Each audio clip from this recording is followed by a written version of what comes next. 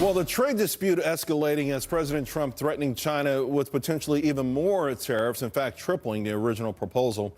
China, in turn, vowing to retaliate at any cost, adding some fuel to this. It's a very dicey confrontation, of course, because we're talking about the world's two largest economies.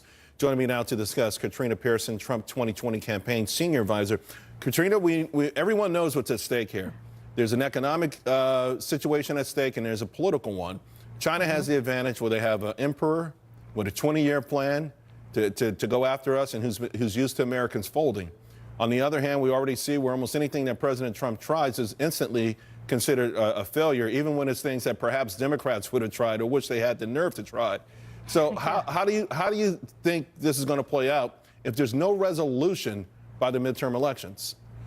Well, I do think that there's going to be a resolution, or at least working towards one, by the time the midterms get here, Charles. And, you know, this concept of free trade or global trade was designed for countries to have interdependence economically. But what we're facing now is codependence on other nations for products, and it's just not sustainable.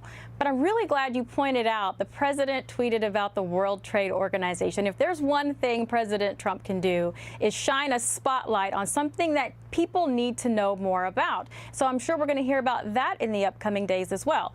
No one really thought that China was going to admit to their unfair trade practices or admit to the intellectual property theft and just submit on day one. The president is engaging in what most politicians, even today, are too cowardly to do, and that is stand up for America and its people. We have to keep our nation sovereign, and in order to do that, we need to make sure that our economy is secure at the same time. In the meantime, no, even today, President Trump, yesterday on a radio show, said, listen, there's going to be some short-term pain. Do you think he should do more, though, to articulate this, particularly to the farmers that voted for him and others? Because we know whether it's China or the mainstream media, they're going to try to use this as a wedge between Trump voters and President Trump. Well, absolutely. I mean, anything the president does, they're going to try to use as a wedge. And the president's going to do what he does best. He's going to go to these communities. He's going to tell them exactly what's going on.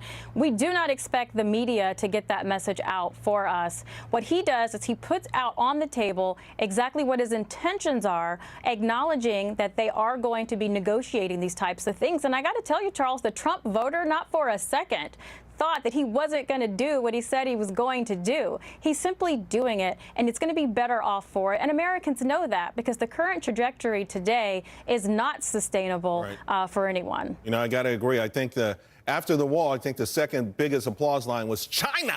That's right. I can't do it the way he does it, but of course we know what I'm talking about. Katrina, have a great weekend. Thanks a lot. You too. Thanks, Charles.